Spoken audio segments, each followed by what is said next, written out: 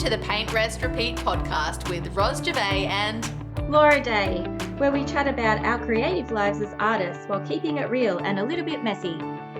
we're here to inspire creatives just like you to push past those boundaries and make art that you love. Let's dive in.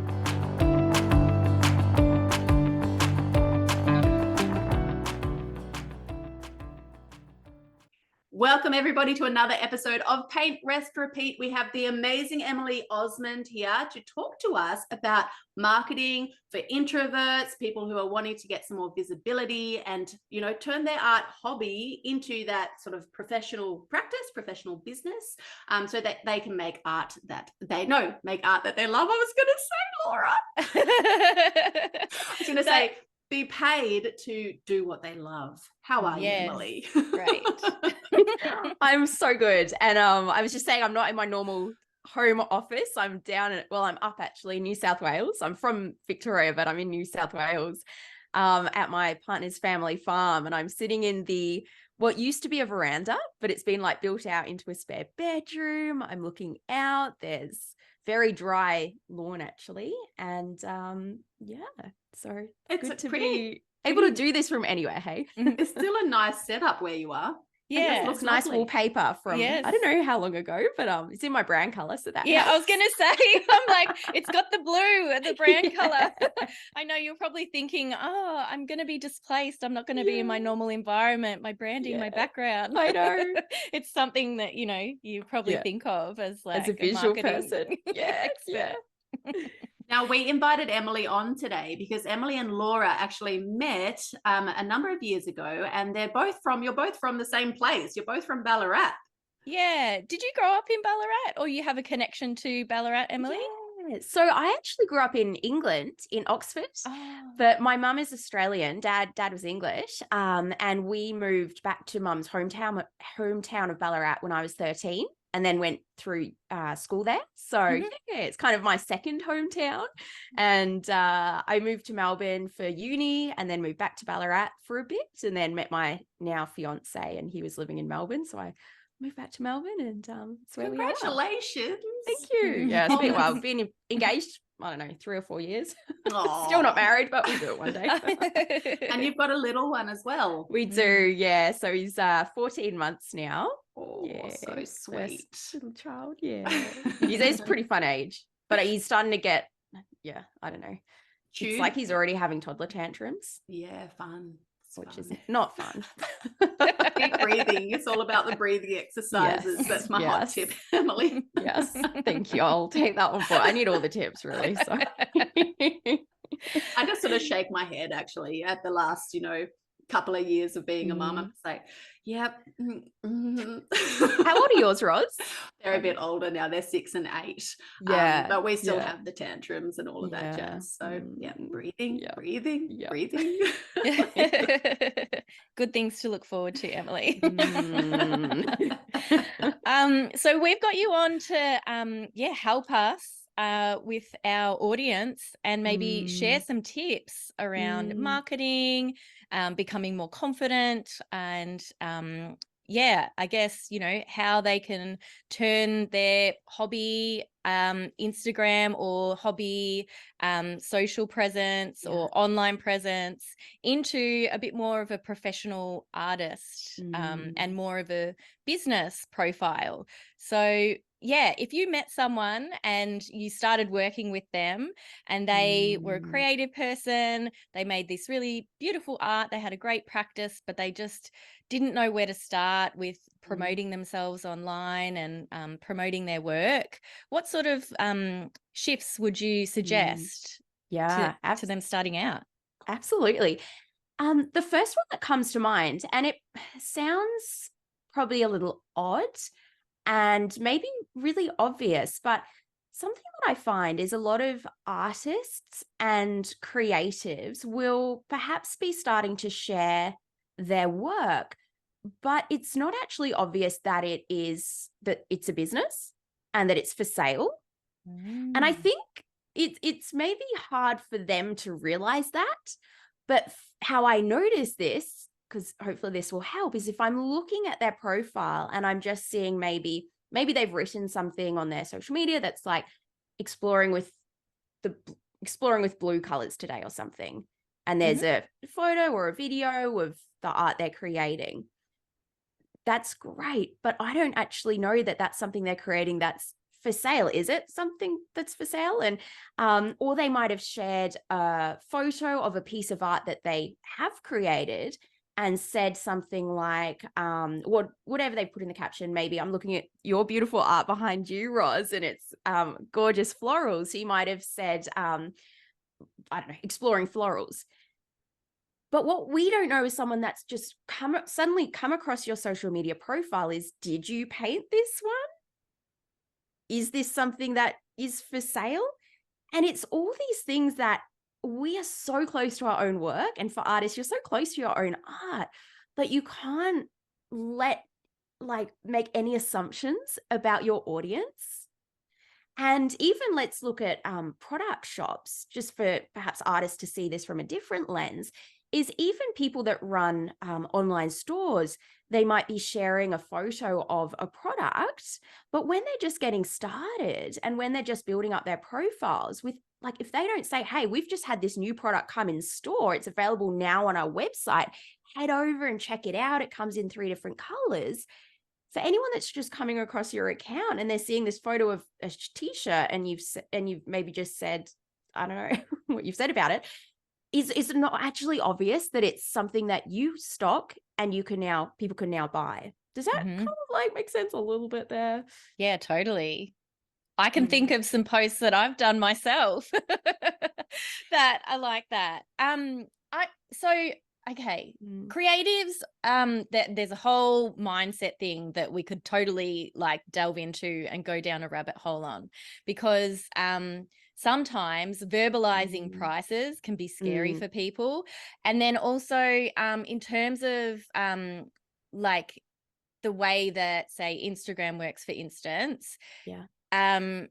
do you make a sales post every post though? So if I'm doing some fluid ink and I've got this blue, Yeah. beautiful blue, experimenting with blue, is every post Mm. referring them to a sale? Mm. Yeah, Or great question. yeah, that's what I'm thinking about when you were Yeah, talking yeah. about that. And I would say no. Okay.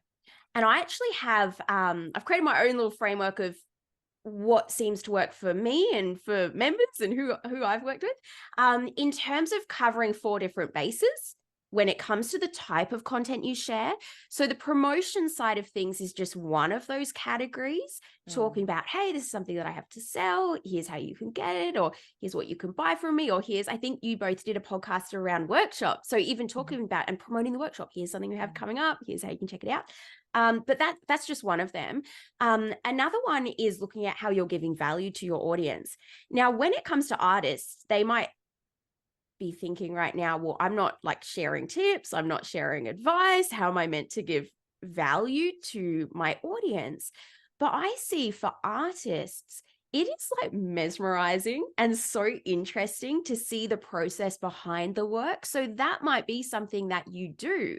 And I've sat and watched people that are ceramicists creating their amazing pieces on the wheel, and it's so mesmerizing and so interesting. I would just have no idea what goes into that, and that gives me value out of that interest and intrigue.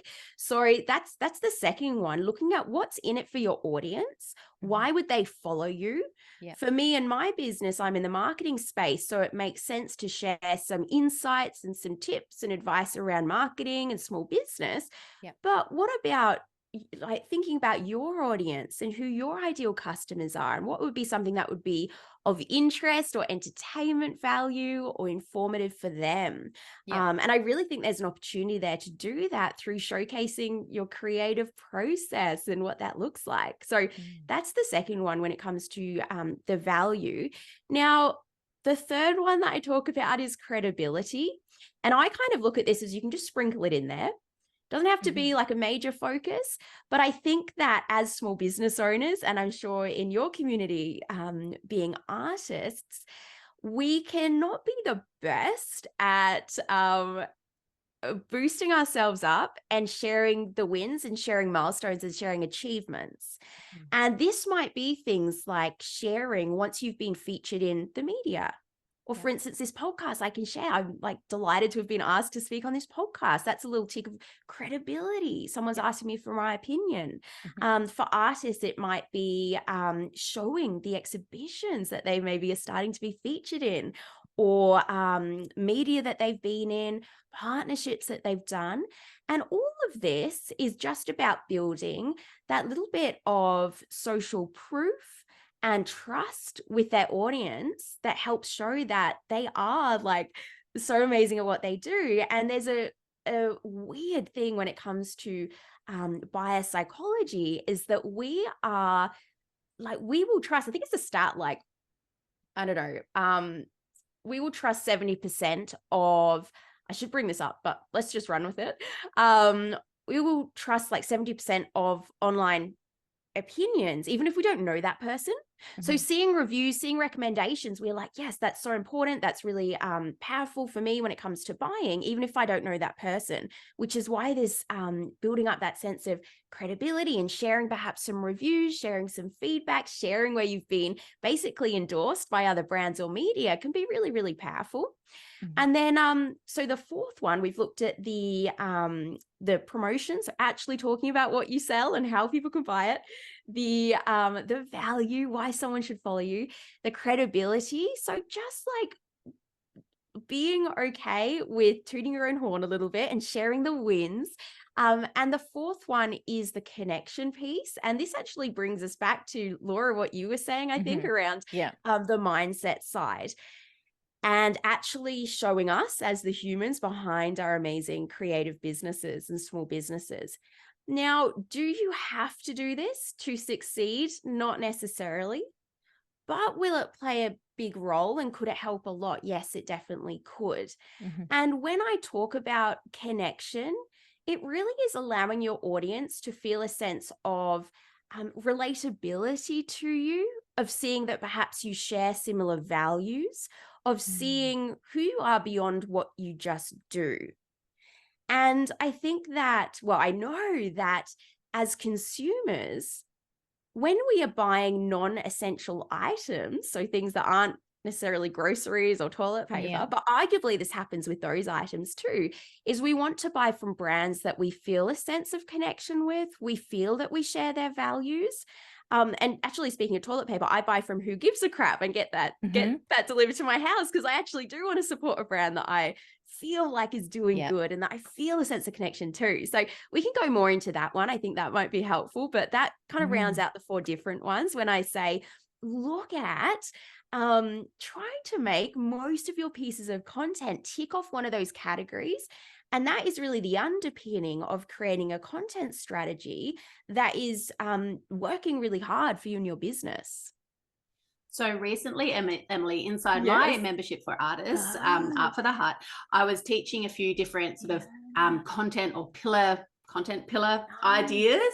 And one of my artists had a really interesting suggestion. She was asking, could you have a platform like Instagram that is you only share connection posts and things, and Facebook, and you only share the, whatever you call it, the promotional things, and then another one you only share the credibility. I have my opinion on that. What do you think? I and someone that says like anything can work. I'm not someone that's like, you definitely can't do that, or you shouldn't do that. Like, if the person wants to try it, give it a go. I would say though, if you are creating content anyway, you may as well weave through each of those across the different platforms. And depending on the platforms too, each one has its nuances in terms of what works best, whether you can share links on there. Maybe who the audience on there is a little bit different across the platforms too. Things like TikTok, it is really predominantly video. So, but you can still across that platform cover those different content categories. So that artist could definitely give it a go. I think that they could see better results if they did the blend of the different types of posts, because they will most likely find that the engagement and the followers come for the value and the connection pieces, and then their sales and demand is built with the help of the credibility, and then of course the promotion pieces across the platform. So that's why I look at a bit more of a rounded out approach there.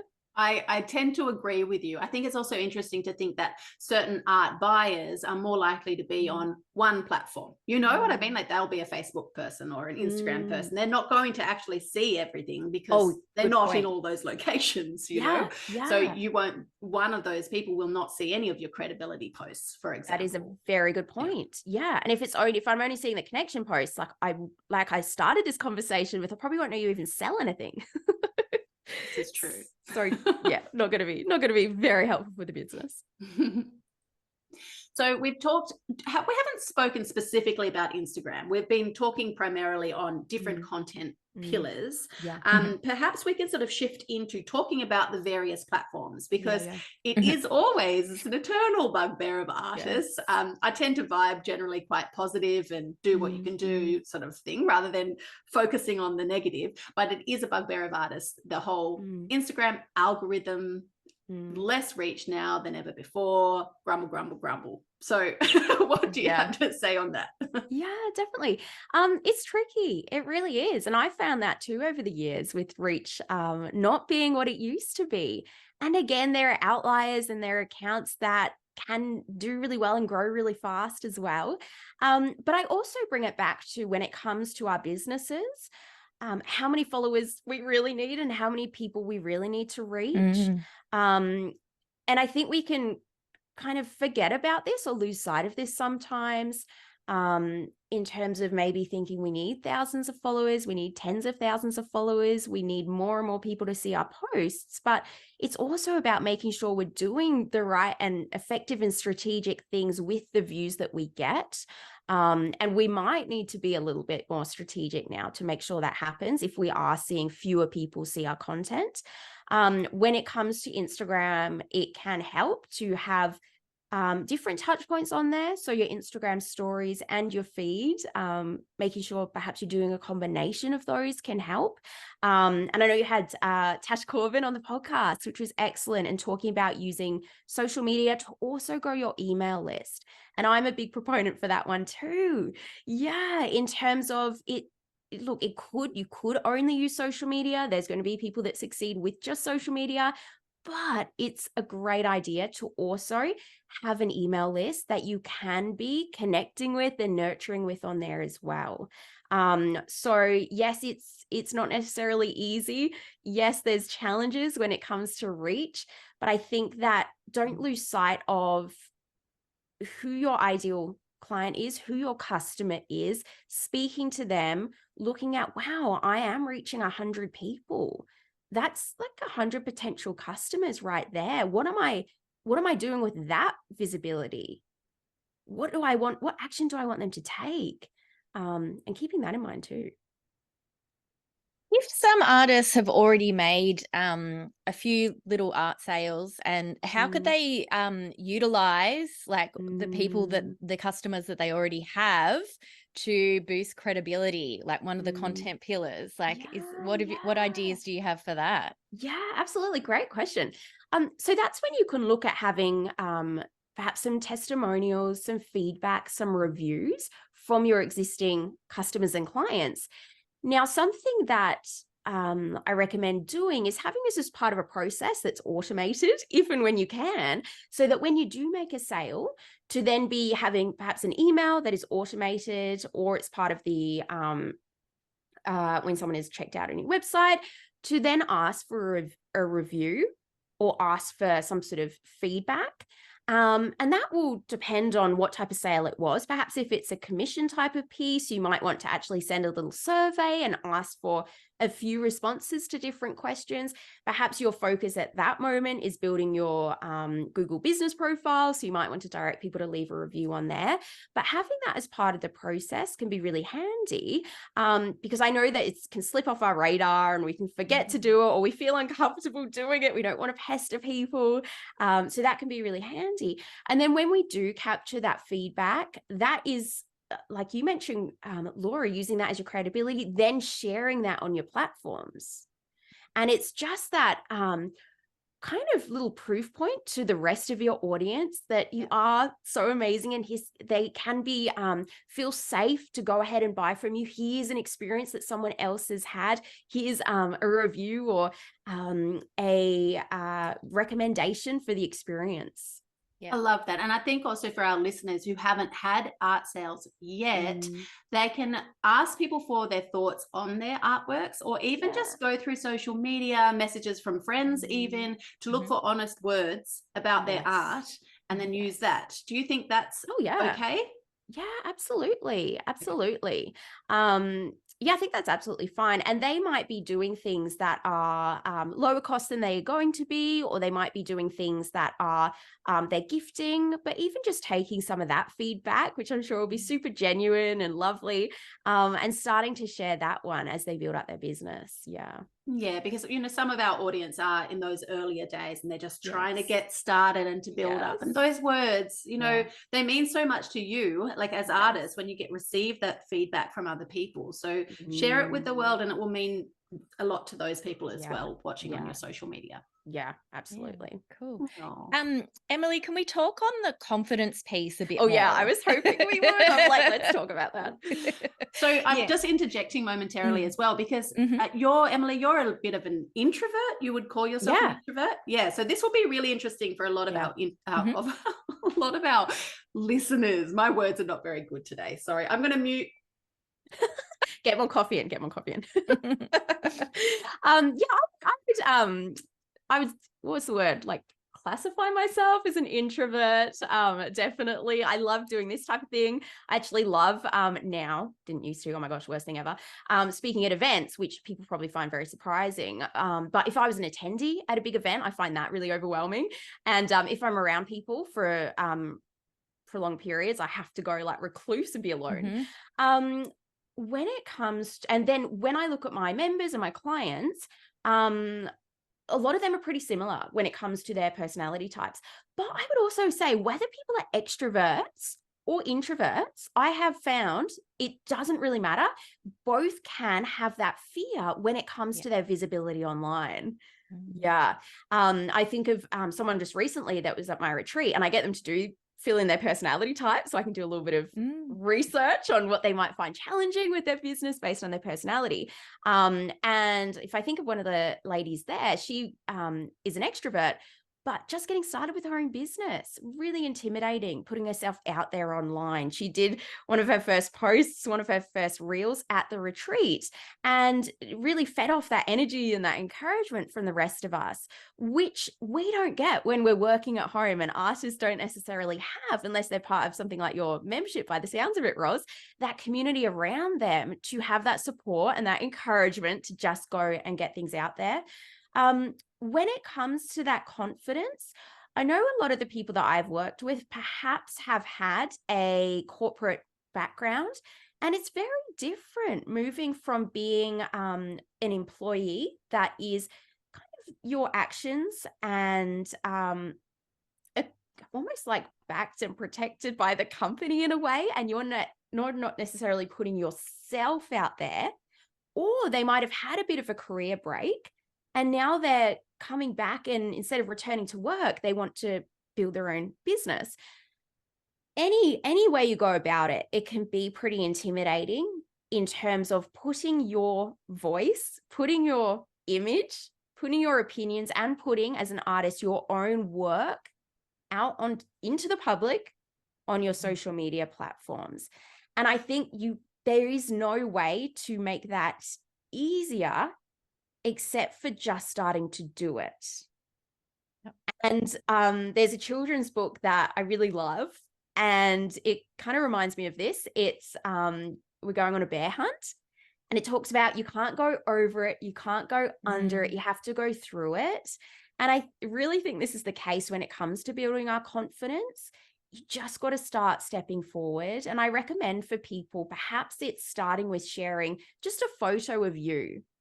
That might feel really intimidating and really scary, but getting started with that, and you will likely find that you have such a positive response that people are like, oh, it's so nice to see who's behind the brand, when all we've seen so far is just photos of your work. Like, so lovely to actually see who is behind this. And then maybe if you wanted to, you could tiptoe forward into sharing a little video of you perhaps creating your art, or a video of you speaking to your Instagram stories or to your Instagram reels or TikTok, whatever platform you might be on. And you will likely find that that is the type of content that really gets great reach and great engagement, because our audience love to see that reality of who is behind the business. And your art is unique, yes.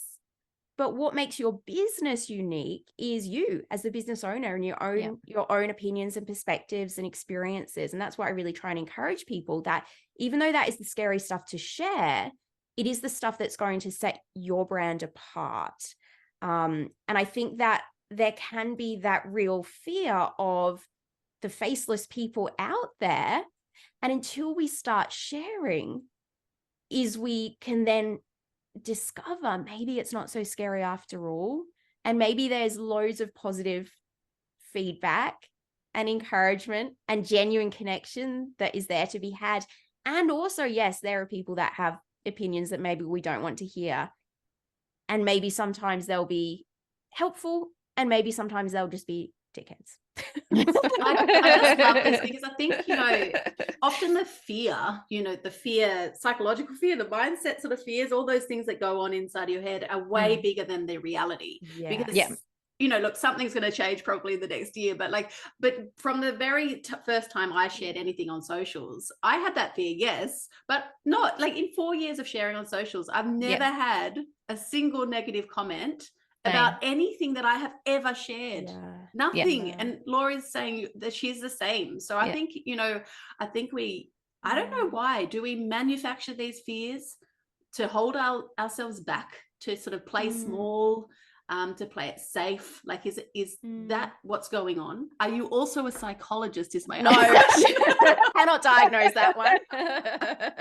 But, anecdotally, things that I have heard, and perhaps, I don't know if either of you felt this way, so you've got your own experiences to share, but it can be in terms of if you were in a workplace and you're like, well, my old colleagues are going to be seeing what I'm sharing. Like, what are they going to think of me? This is this other side to me. What are they going to say? Maybe it's the people closest to you. This is a huge point that you make. That you're a little worried about. You're like, oh my gosh, my kids are going to, I remember one of my members was so worried about what her teenage daughters were going to think. So it can be genuine kind of concern. Like, I don't want to embarrass them, or what are they going to say? But I just try and remind people that you're not, they're not your clients, and you're not doing your social media content for them. So as much as you can, put that aside, focus on speaking to, narrow in on one person, actual person. I find that really helpful. So instead of thinking of, okay, I'm going to speak to my 1,000 or 10,000 or whatever followers, let me just try and think of either that person I know that I would love to buy my art, or that previous client that has purchased my art that I love, and I would love to work with that person more. I'd love to serve more of that particular type of customer.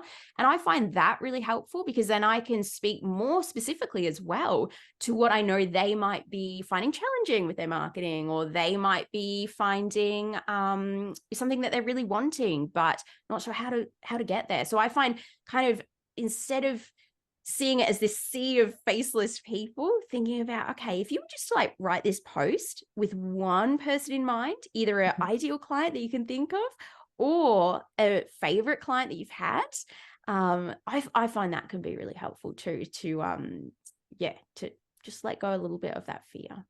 I'm sitting here thinking that everything you're saying is amazing, and I'm wanting to just clarify, you have your own podcast, right? I do, yes. What do you call, so our listeners can go and have a listen? Oh, thank you. So it's just my name, The Emily Osmond Show. Yeah. Beautiful. So if you'd like to learn more from Emily about all of this amazingness, by the way, this isn't a wrap up. I'm just dropping this in the conversation. Go and check out Emily's podcast as well. Yeah. What else are you thinking, Laura? What else? Oh, there's so many things. I'm just loving this conversation. And I liked when you were talking, just circling back to when you were talking about at your retreats and how you get your attendees to do a personality type. Yeah. Like, I love all of this self-knowledge and business. Like, I think that has like been really helpful for me on my journey, is knowing and understanding myself so much better and how I operate in the world, and then being able to look at what makes me unique, and then sort of presenting that forward. So maybe expand on that aspect a little bit further. Yeah. So I'm sure that or I make the assumption here that your ideal working day and working week would not look the same as Roz's. Would I be right? Yeah, probably. I don't have kids yet, so but I'm guessing that's that a whole other too. element. But yes, I work in energy wise. Yes, I have a different capacity to Roz. Roz can I'm not sure it's called capacity, Laura. It's just like different level of crazy. Yeah, no, but yes, I have. I just work in concentrated bursts. I usually just have my clients in on Monday and Tuesday. I have long, periods and space in my calendar for rest and self-care and looking after myself. But yeah, all that self-knowledge has come from having a chronic illness and realizing that I'm not able to function if I am just hustling and grinding myself. So yeah, it's I do structure my week probably very different to other people. And even if we just look at the personality side of things there, I'm sure some things, or I make the assumption that some things that you love doing, Laura, maybe Roz doesn't. And just the reason that I say this is we all are different. And I think it is really hard because of social media and because of prominent voices in certain industries.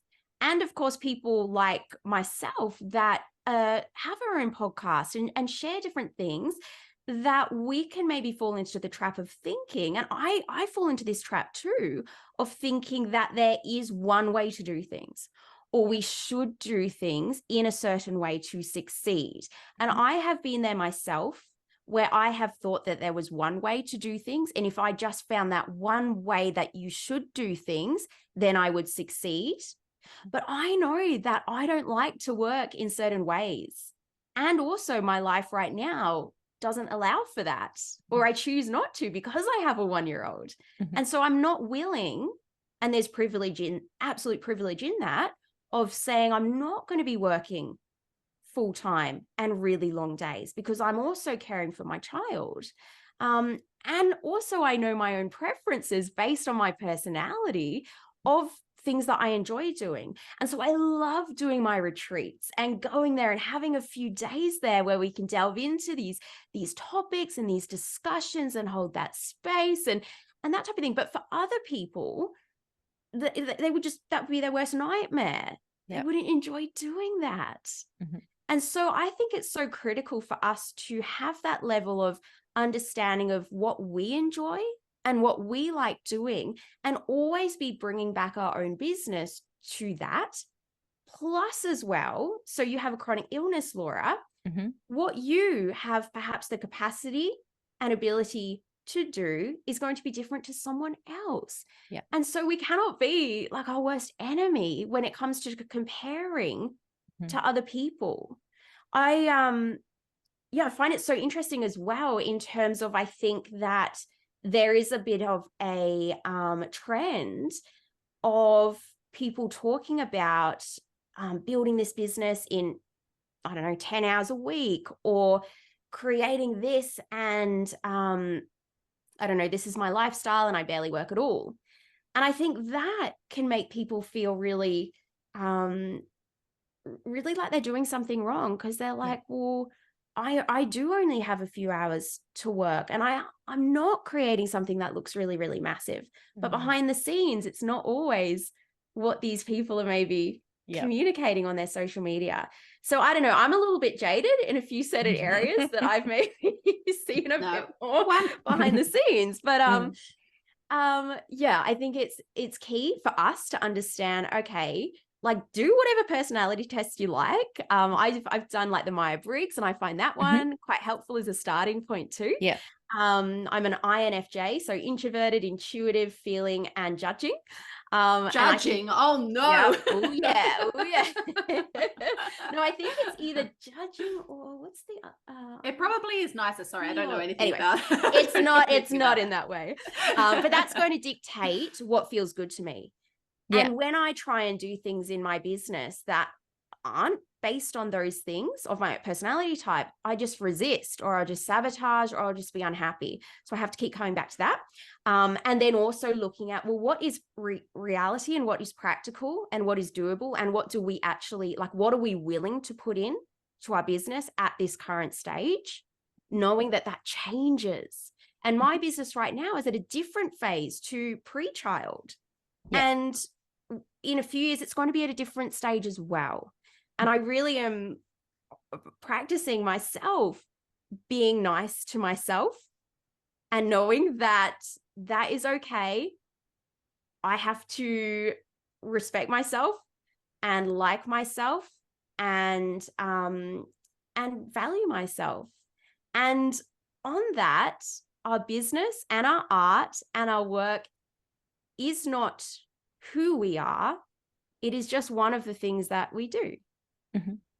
And it can be pretty entwined in that, though, I think, in our own self-worth and our own sense of achievement and our own sense of value as well.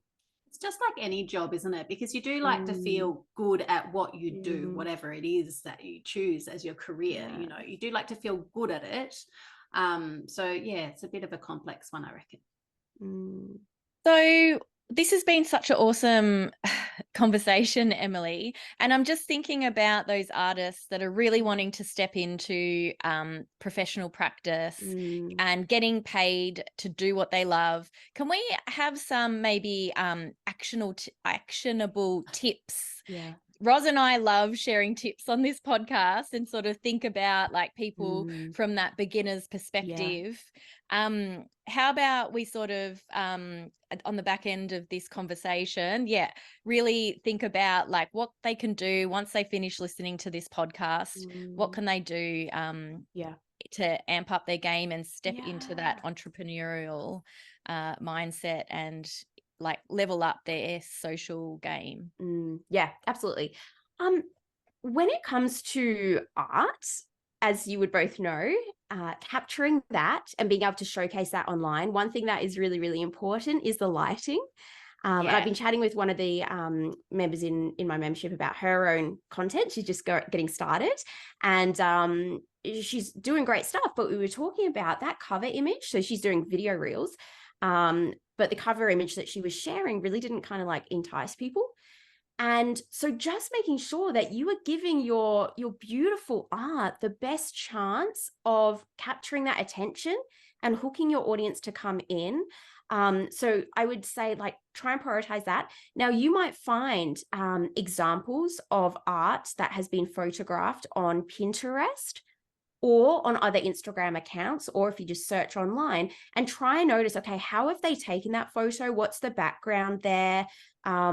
Make it like, you'll probably notice that it is nice and light, that people can see it. So I would say that is going to have a massive role to play in professionalizing your social media, and making sure that your art is being seen in the best possible way. Something else as well is looking at your insights when it comes to your social media and understanding, well, what has generated the most reach? What has generated the most engagement?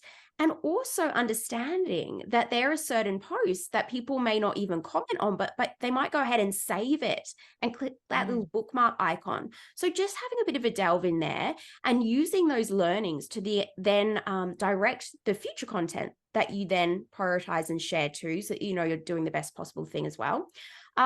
Something else is, and this is actually the starting point that I recommend people go to, is like, if they really want to up level is understanding, well, what stats do they want to try and hit? What metrics do they want to try and reach? How many sales is it that they want to be making per week or month? I like to go monthly, but what is that number per month? And then what is your hypothesis, if you don't have much data yet, of perhaps how many email subscribers you need, or how many inquiries you need to reach, or how many markets you need to exhibit at, or whatever the like main marketing channels and activities that particular artist is doing, but turning it into more of a formula and a plan versus a bit of a, I don't really know, this is a guessing game. So something I have in my business is a tracker. And so I will actually track, okay, well, how many leads did I get? How many sales did I make? What did I do to get my business out there? I'll pop this in the tracker. I went on a podcast interview. Amazing. That's going to be helpful. So I try and encourage people to like get across those numbers in their business when it comes to their marketing. And then from there, you can make more informed decisions too. And you might realize, wow, every time I do get interviewed on a podcast and that episode comes out, I see a spike in followers or see a spike in website traffic. If I could then target, all right, let's try do one podcast episode a month, then you start to have a bit more control over your business. And I think it becomes more, a bit more of a powerful place to operate from. You feel perhaps that you have a little bit more control and that you have some influence over the growth of your business too. So I would say that that's pretty key. And it really informs all of the marketing that you do, is having that sense of what goals you're setting, and then what's your hypothesis to try and get there, and then tracking from there. I love that. The goal setting is really important. So a lot of people are quite scared of goal setting because of again, the mindset piece, like managing the disappointment if they don't reach their goals. But if you don't actually set a goal, you're certainly not going to reach it. So it's sort of working out how to set goals for yourself that are realistic so that you can develop a positive relationship with goals. That's my take on it. And actually, just before I forget, Laura has a freebie. So if our listeners would like to go and grab Laura's goal setting guide, they can go and do that on her website. But what do you take? What's your take on that, Emily? The goal setting for people who are a little bit nervous to do that. I totally agree that is like it's an essential part of an art business. But what do you think about fears? Oh yeah, it can totally be intimidating. Like if I don't set goals, then I can't fail them. But so what I recommend doing is, you might have a goal for your business 12 months from now. I would then encourage people, and this is kind of the process in my first module that I have, in terms of take that big 1 year goal and then break it down. Okay, what would be, it's like when you're looking at building your confidence on social media, that first step. So let's say you want to make, 50 art sales a year. Instead of focusing on that number, perhaps it's going to work for you to think, right, in the next month, if I'm just getting my business going, I want to make one sale. And all of your efforts are going towards, cool, I just have to make one sale this month. Yeah. Once you've achieved that, it might be right, next month, I'm going to try do 3 sales. And you build up from there. And the other thing is, failing your goals doesn't mean anything about you as a person. It was just that process and that hypothesis perhaps that you had in terms of what you thought would work to get there. And all of us get this wrong. And we're going to have things that we try that didn't work as well. So then we adjust. And I think a really key thing of this is that behind the success of a lot of business owners is just persisting. So not necessarily having, massive wins, but just keeping going when stuff didn't work. I often say that both Laura and I are too stubborn to fail. Yeah. I have determination. Like, I'm going to make it work. It'll work. But also I have the philosophy that artists never retire. So we've got our whole life ahead of us to make this art thing work. I love that, Laura. And I have a similar philosophy. It's like, I'm in this business and I'm going to be doing this for decades, and it will change the way that I do this business, the things that I have to offer. But I think that longer term approach, and it sounds like it works for you, maybe gives us that a bit more calmness when it comes to our business, knowing it's okay. It doesn't all have to happen next week or next month or even in the next year. I know I'm going to be doing this for a very long time. And so giving yourself that grace, even though I know it's like we all want so much to happen and we all have high expectations, but knowing you're in this for decades. Yeah.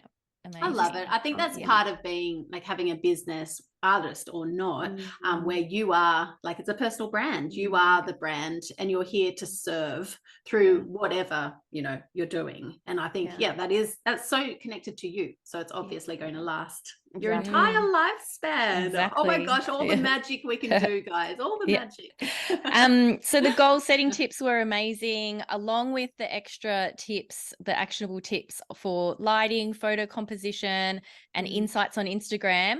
Just a quick tip on lighting. What would you suggest to improve your lighting? Like, so even products. Really simply is if you're propped your art up somewhere, try and just get that with the like light of a window facing it. Yep. If that makes sense. Yep. Just that natural light is going to do wonders to really showcase that art. Not direct bright light, but getting it out of a really dark space. Yep. Is going to help it be awesome. Be seen. Yeah. And then artificial lights and things like, you know, when you're talking face to camera, like would you suggest going to Kmart to get a ring light or totally something like that? So again, if you can find even just a window, that's always like such good light. Yes. Just stand in front of it. I have also a ring light that is helpful too, especially when I'm using my laptop. I don't have it on now because I'm on the go and traveling, but I do have a couple of windows a little bit here. But yeah, ring lights can be really helpful, and that might be something you invest in over time. You don't have to have it all to get started with, but just knowing that social media, when it comes to your art, is a visual medium, and so we just want to give your art the best chance of really being showcased the best it can. And then also the insights on Instagram, just thinking about the people that might not know how to access that. How would they do that? Thank you for asking. So you can actually see underneath each post, you'll see a little blue piece of text that says view insights, and you can see the information on each of your posts by doing that. So you can see how many likes, comments, shares, so people that sent it to other people, and also saves. And sometimes the saves is a really interesting one. It means someone saved it for later. And I want people to be encouraged that even if that post didn't get comments, they might notice, oh my God, I had 3 people save it. That's an indication to you that people perhaps loved that piece of artwork. Perhaps they're thinking about, that would be something I'd love to buy. So these little clues along the way. And then if you go, this one changes all the time, but to view the overall account insights, it's normally if you go to your own profile on Instagram, you click on the top right-hand corner, there's 3 lines. You click on that and then it'll either be settings and insights or just insights, and you tap in there. And again, what you can do in there changes all the time, but you'll be able to filter your content. If you go to the content part in terms of, okay, do you want to see your reels and see what reels perform the best? Is it stories? Is it posts? What ones had the most engagement? You can also see insights on your audience as well in terms of demographics, where people live. So that's quite an interesting one too. And people might discover by doing that, wow, okay, 20% of your audience is international. Maybe that's something to think about when it comes to your website or your currency that you use or your shipping. So pretty interesting. The other thing is too, when it comes to that, is always being open to experiment. So knowing it's okay if a post doesn't get the results you wanted, because it's always good to be trying and seeing, okay, if I experiment with this type of post, what's the response going to get? And so even though it might not be based on, okay, I know this is the type of content that performs the best typically on my account, you don't have to do that all the time. It's okay to just have fun too and just share things because you want to, and share things that you're like, I don't know how this is going to go, but let's just give it a go and see. It's almost like extending your creativity past your art practice and into the marketing space as well. Yes, exactly. All right. So shall we wrap up by maybe sharing where people can find you, Emily, and maybe share a little bit about the Modern Marketing Collective as well? Absolutely. Well, thank you both for having me. It's been great to chat. I can't believe it's been an hour. Oh my gosh. So So you can come check out my podcast that you mentioned earlier, the Emily Osmond Show. I have a membership called the Modern Marketing Collective, which really kind of gives you the strategy of the different things we've spoken about with your setting your goals and your priorities in your business, figuring out what your key message is, organizing your content, social media, email marketing. And we have a bit of a community there and different live sessions you can attend. And then also on my website, I have different resources and tools and recommended things that I use as well. So I'd head over to emilyosmond.com and you can check that one out too. Beautiful. And we vouch for everything Emily's doing. Laura's known her for a long time. I've been, in your world as well, Emily, and just everything is just so gold, so just, I don't know, down to earth, realistic, and it works as well. So absolutely amazing. Highly recommended. Oh, and what's your Instagram as well? Is that the best place? Yeah, you can check that out. So Emily Osmond. And would love if you listen. Well, you are listening to this because you're hearing this, but just let me know that you listen. Send me a message. Come say hi. Let me know what resonated or what you disagree with. That's okay too. But I'd love any messages. Come and say hi. Absolutely beautiful. Thank you so much for your time today. And listeners, we hope you enjoyed this episode. If you would like to leave us a review, it would mean the world to us. So 5 stars for Good Karma on Spotify, and a written review would be amazing on Apple Podcasts so that we can give you a shout out as well. So if you do give us a written review, make sure you include your Instagram handle so that we can promote you and get your account out there in front of everybody else as well. Thank you so much. Bye, everybody. Bye. Thank you.